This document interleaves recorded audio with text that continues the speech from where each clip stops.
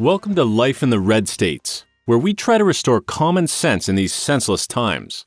I would like to introduce your host, Michael Stickler. Mike is a best-selling author, philanthropist, and highly sought-after conference speaker. He has a great show for us today. Thank you, Ron, so much for the great introduction. Yes, this is Mike Stickler, and this is Life in the Red States. And I've brought a friend, and he truly is a friend of mine, Dr. Freddy Davis, in to share with all of you a little bit about worldview. If you remember last week in this podcast, I just did a brief introduction for about 20 minutes about the idea of worldview. And I set up this concept or this idea that, have you ever been talking to someone and sharing your views, whether it's politics or religion or current affairs or whatever you might be talking about, and you walk away going, this person's not even on the same planet I'm on.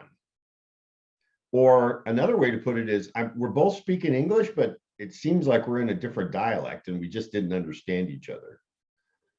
And I don't know about you, but I've been experiencing this online and in my own personal life with family members. We're all reading reports about how family members are not coming together. I mentioned to you in a previous broadcast about a Twitter feed that I saw where somebody posed a question.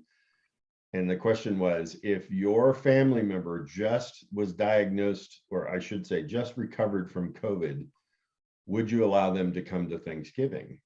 And it was really telling, the responses. It was really quite somewhat shocking and heartbreaking, the responses that people had about where they would draw the line. And so today I thought I'd bring a guy in that's an expert on this idea of worldview and really kind of getting into the roots of why is this happening in our country. We're all a little confused by it. We all think it's really crazy. We all feel the division over it. We all see what happens with the media, but why is it actually happening?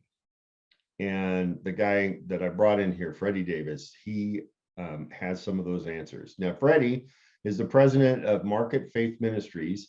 He is an author of numerous books and has a background as an international missionary.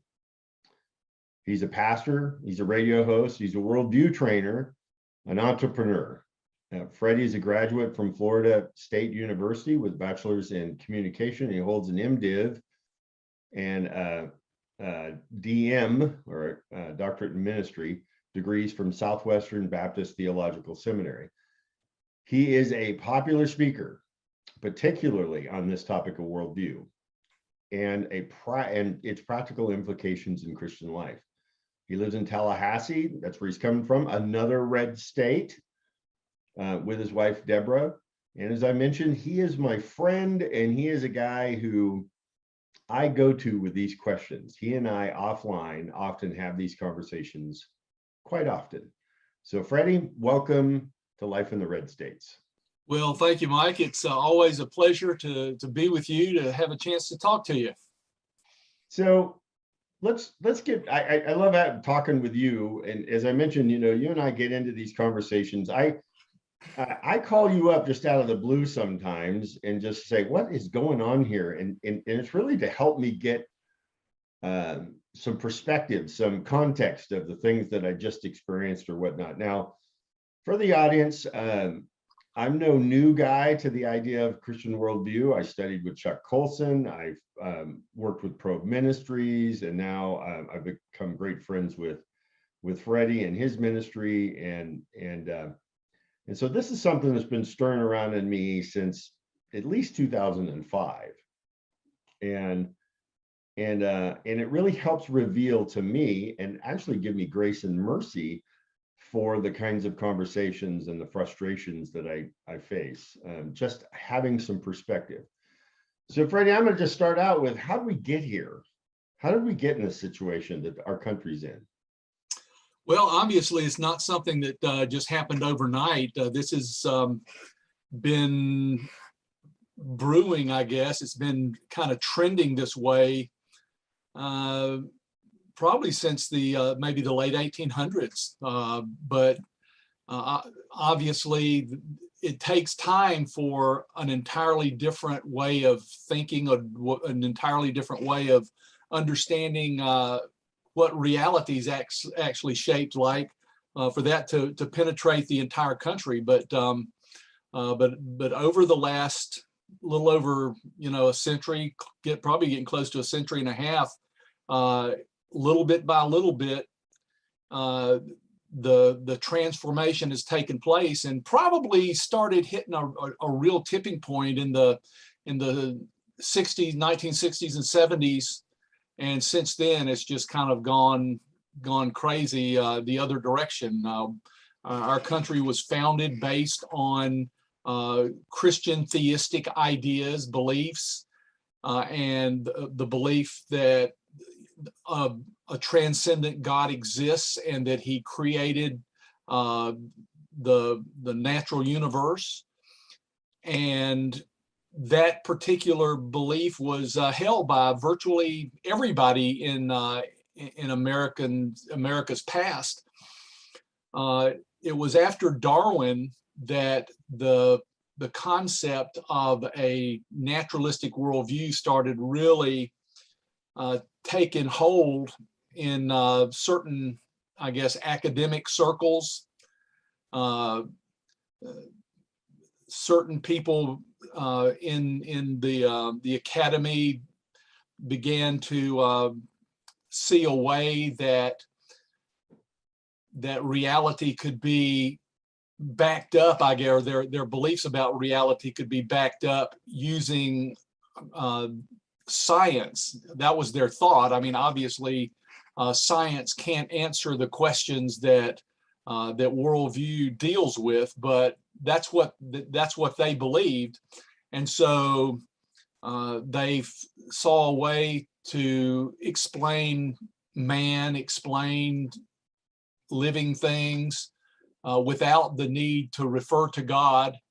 And so that gradually became more and more prominent in academic circles, and then obviously over a period of a century or so, those professors that were teaching that kind of thing taught a lot of people, and the ideas migrated over into the pop culture through the entertainment industry, into the news media, into politics, into even business, and even into a lot of churches. Those naturalistic ideas, the belief that God wasn't necessary to explain reality, became prominent. And like I said, probably in the 60s and 70s, it really kind of hit a turning or a tipping point.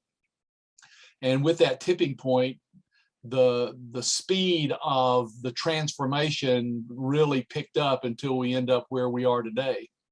So what I hear you saying is right about when I was born in the early 60s and started to pick up speed into the 70s. I graduated high school in 1978. So by the time I graduated high school, we were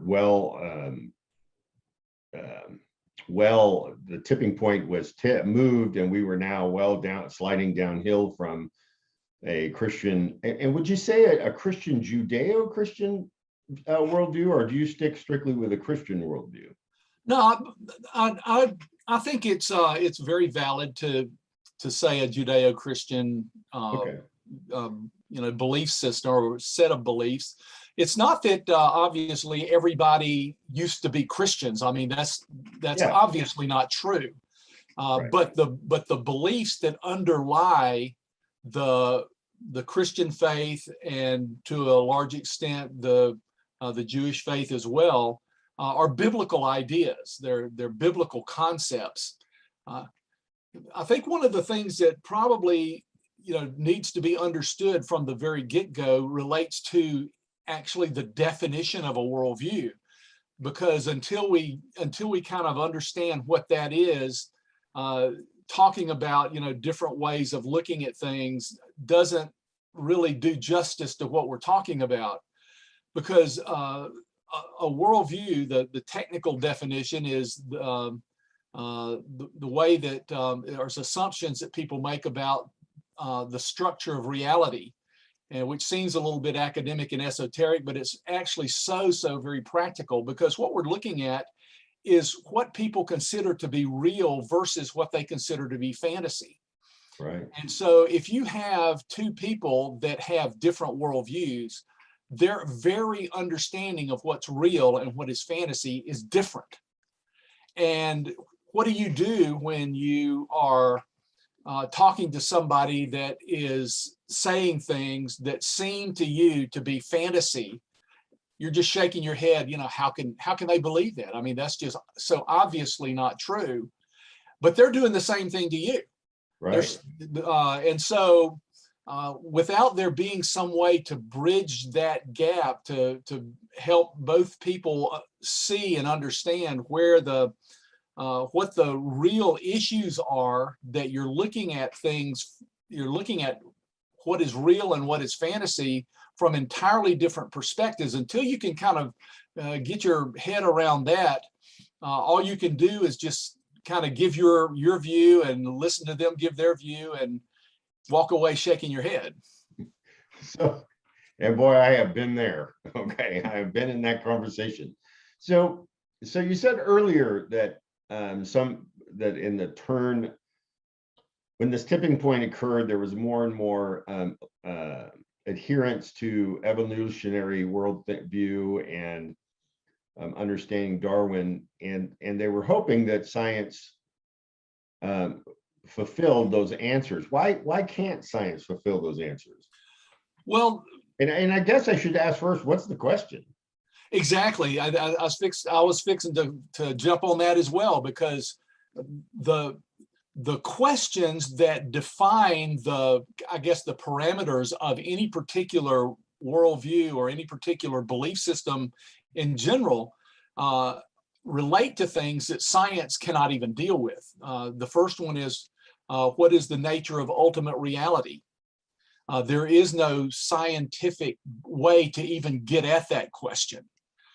People, when I gave the definition, I said a worldview are the assumptions that people make about the nature of reality. Science can't deal with it. So what you have is people begin with a set of beliefs, and then they go through life trying to figure out ways to justify or to understand the beliefs that they hold. And so the first question is, what is the nature of ultimate reality? From a Christian perspective, we would ask the question, who is God, basically? And what does the structure of reality look like? And we would say that there is a natural universe, but there's also a transcendent reality where God exists, and that God created the natural universe. And so we have the belief of both of those. The views that are prominent that we have just been talking about, I don't think I've named it yet, but it's called naturalism. Naturalism is the belief that the only thing that exists is the natural universe. But there's no science that's able to deal with that question. There's no science to prove that the natural universe, for instance, the naturalistic belief that the natural universe is all that exists. There's just no way to even get at that.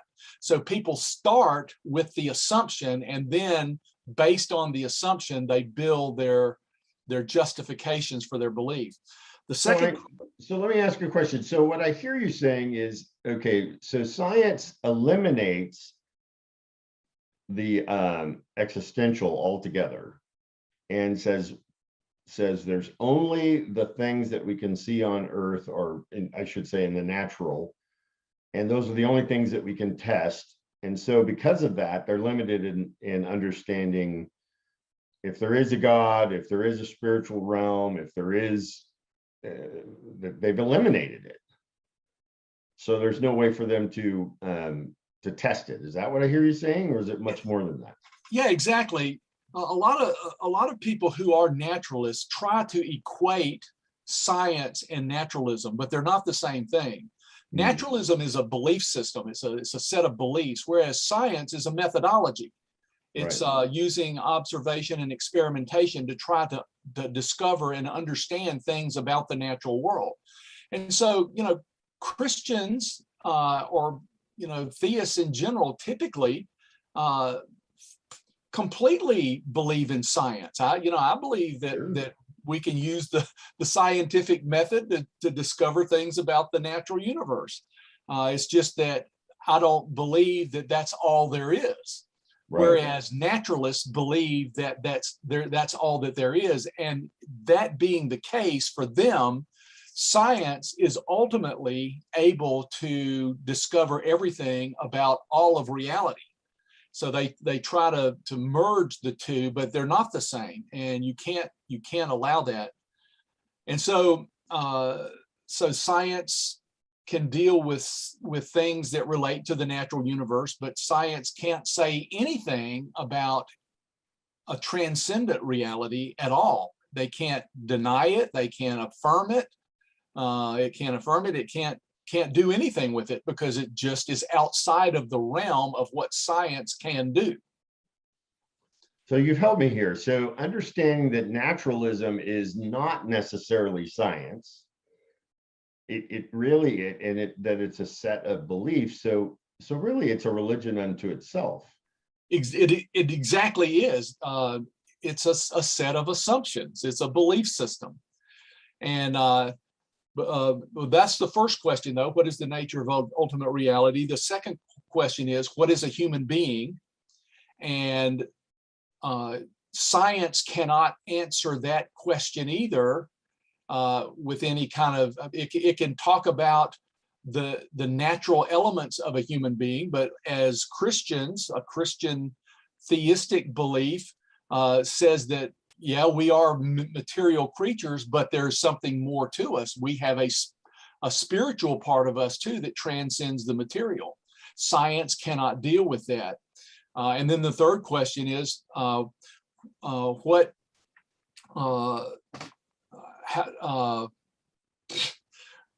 is it that we're able to, or what is it that,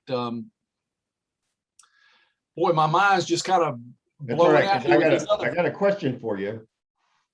I lost your camera. Yeah, there we go. There we go. So while you're thinking about the third piece, let's go back and just talk about human beings for a minute. So when I hear you saying this is, so the natural worldview can say, okay, well, we know humans exist. Here they are. They've got blood, they've got sinew, they've got muscle, they got bone. We know they exist. We know they die. They're born, they die. I can't deny myself being here, sitting in this chair. You can't deny yourself in Tallahassee, sitting there in that chair. But the search that we see so much really esoterically, I'm reminded of a Pixar Disney movie that just came out called Soul, and the search for a spark, a search for a meaning, a search for a purpose this little cartoon character had.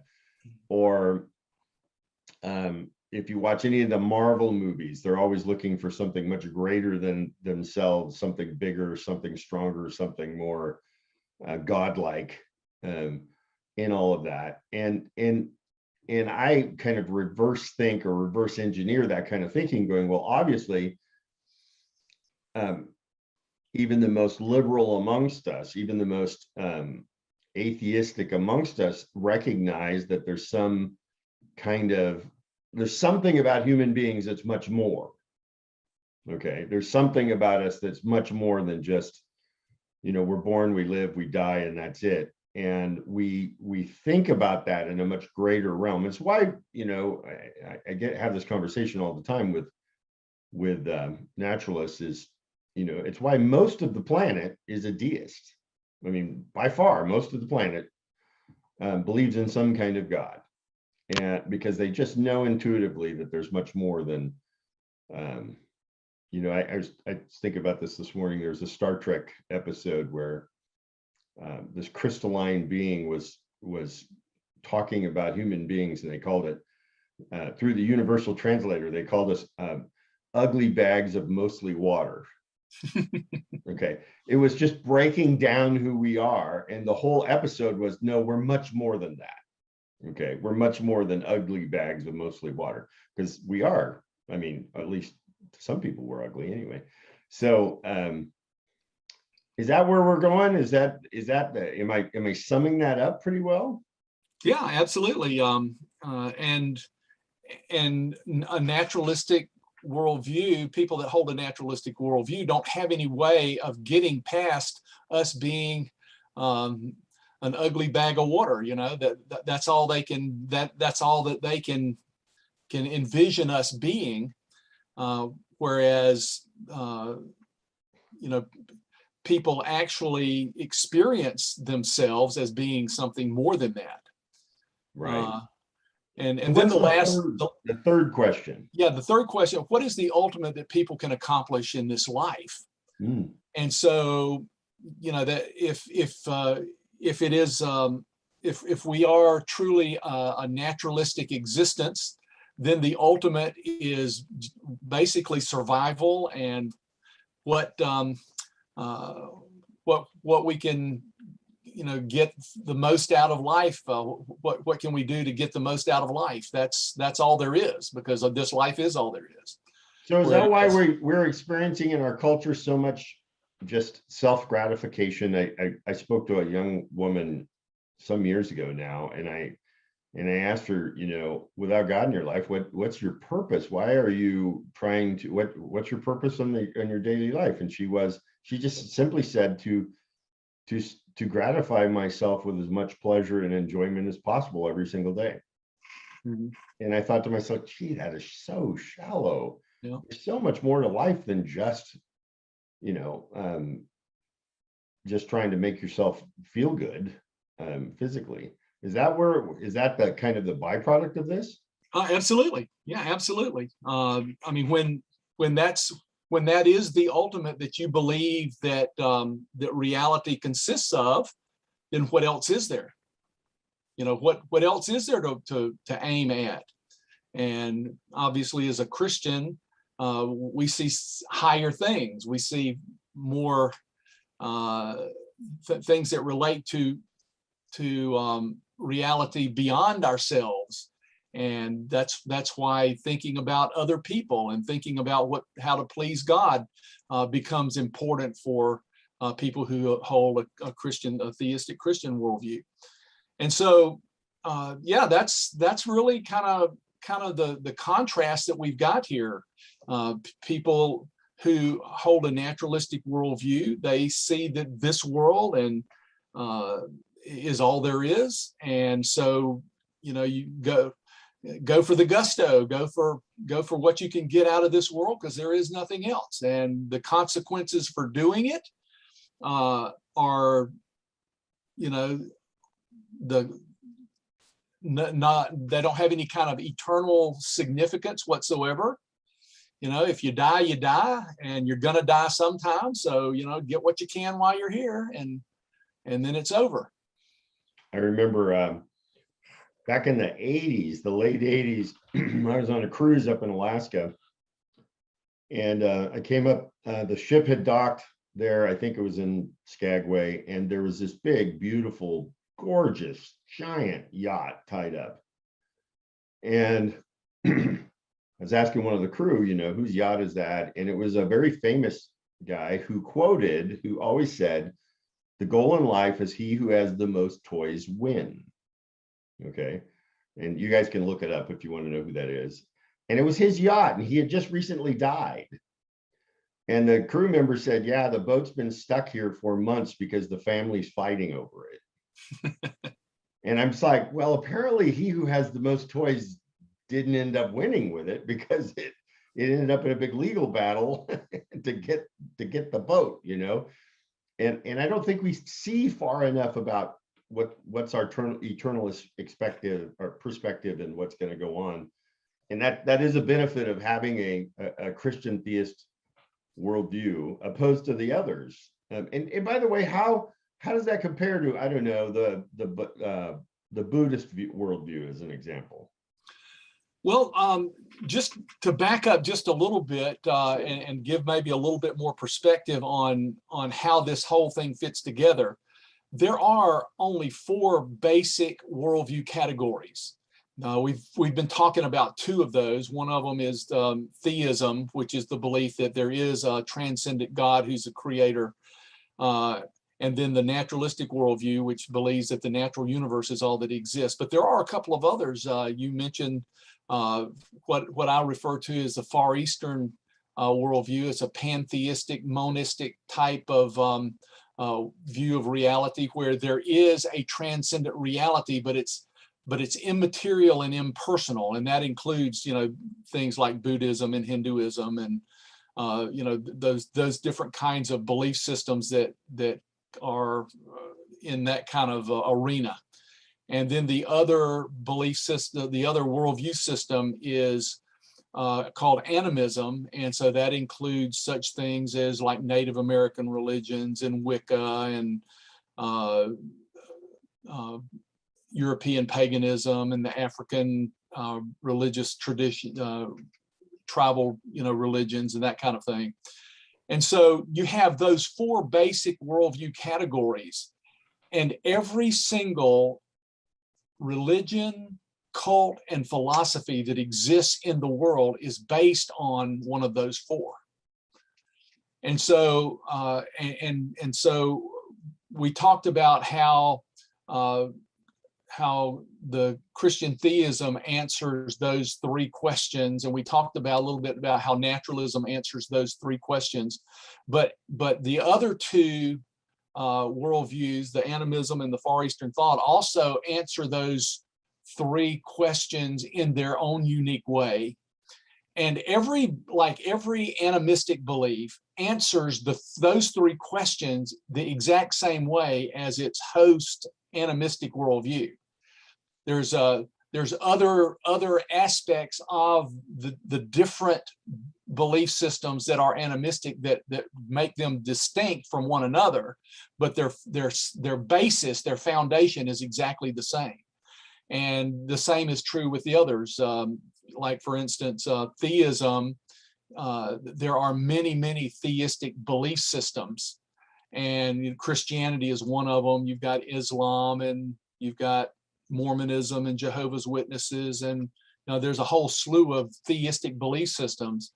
And there's a lot of things that distinguish the different theistic belief systems, but when you get to the very bottom line, they answer the three worldview questions the same way. And that's kind of how you distinguish between those that way. And how do they answer them? How does who answer them? So each of those, so we talked about two of them, Christian theistic worldview. We talked about naturalism, but how do the other two answer the first three questions that you just came up with? I know there's four more questions, so so tell me. Well, for Far Eastern thought, what is the nature of ultimate reality for them? It is an impersonal life force. It's that life force is impersonal and it's immaterial. So it's kind of like a life energy. Think of Star Wars. The Force. Right. There's something out there beyond the material reality, but it's not personal. It's not like it's a God. It's just a life force, just the Force. So they answer, what is the ultimate reality is the impersonal, immaterial life force. What is a human being? A human being is simply an expression of the life force that is material, so that it's illusory. It doesn't reflect the full nature of reality, because the material reality for them is not ultimate reality. It's kind of a shadowy reality, if you will. And there's a piece of the life force within each living thing. And when the living thing dies, the life force continues on and it reincarnates, based on karma, Right. Ultimately trying to make its way back to the transcendent life force. And so that's what a human being is, and what's the most that someone can achieve or accomplish in this life, and that is to try to advance in your life force up into a higher level, to a place where it can ultimately jump off and rejoin the main body of the life force. So that's kind of how Far Eastern thought answers those three questions. As far as animism, for animism, ultimate reality consists of two parts. It's like one reality, but it's divided into two parts. There's a spirit part and a material part, and those two parts interact with each other in a symbiotic relationship. So what humans do, for instance, in the material world affects what goes on in the spirit world, and what the spirits do in the spirit world can affect what goes on in the material world. So it's up to human beings then to try to do things that help the spirits in their world, and if they do, then the spirits will take care of the humans in their arena.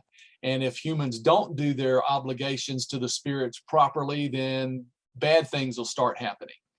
So in the cultural sense, or I should say like movies like Mulan, where and I know that's a story, it's more in the movie, but they pray to their ancestors and they rely upon their ancestors. Or I just recently watched the movie Gladiator. It's been out for 20 years. Can you believe that? And he is pleading to his ancestors and thinking about their version of heaven. Does that fit in Eastern thought, or does that fit in animism, or both? That fits into animistic thought, Okay. because we were just talking about how to answer the first question, what's ultimate reality look like, and it's the two parts divided into two parts, where the symbiotic relationship between the two. But what is a human being? A human being is a spirit that's housed in a human body, but when the human body dies, then the spirit goes into the spirit world. Right. And so the ancestors are a part of that process, a part of that.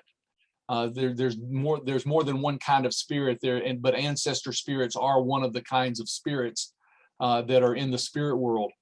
And then what is the ultimate that a person can accomplish in this life? And that is to try to live life in such a way that allows for the right kind of balance to take place between the spirit and the natural world.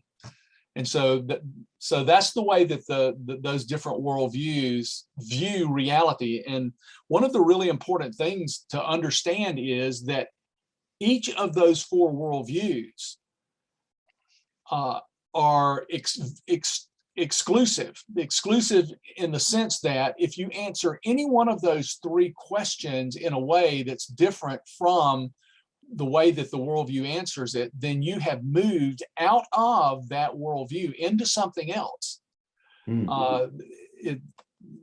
can't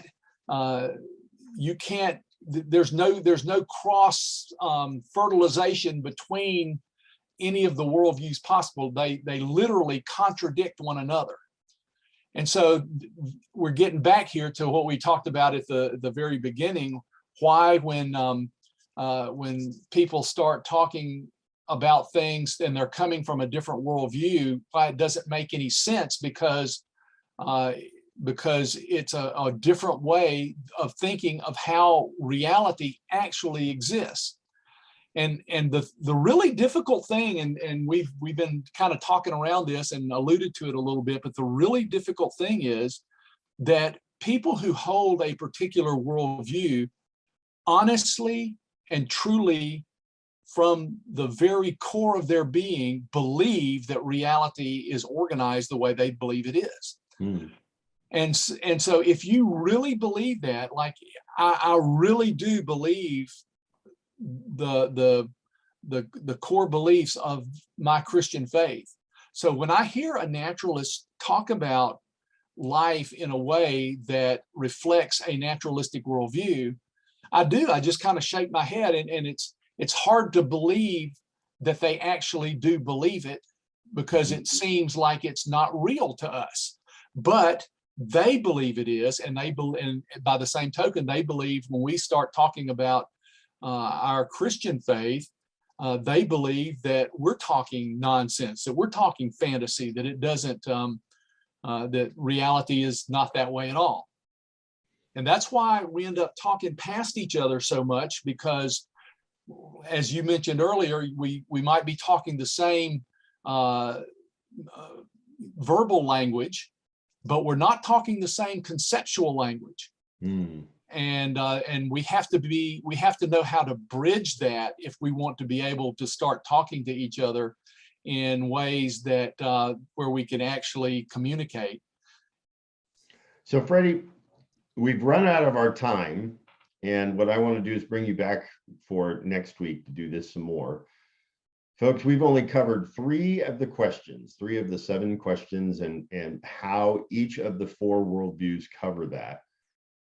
We're going to finish this up, and then we're going to talk a little bit about some practicality of all of this and how we can use it in our lives and understand how not to talk past each other, but really find a way to connect in all of this. So Freddie, I just want to thank you for this episode. This has been a lot of fun. I'm looking forward to next week. We're going to do some more, continue to talk more and more, and let's see if we can help folks connect with one another and help bring our country back together in a way that we seem to have lost.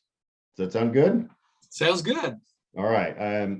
Until next time, folks, this program airs every Friday at 6:30 Pacific time. You can join me right here on this channel. Make sure you click and like and share and do all the things to help make this the audience bigger and bigger. And if you have friends that you think could use more information like what we share on Life in the Red States, make sure that you get it in their hands. And until next time, may God bless each and every one of you. Mike, what a great show. I want to thank you for joining us today. Life in the Red States is dedicated to giving a voice to the heart of this nation. Please follow this page on your social media and share it with your friends. If you would like to learn more about additional programming and resources, check out our website, lifeintheredstates.com.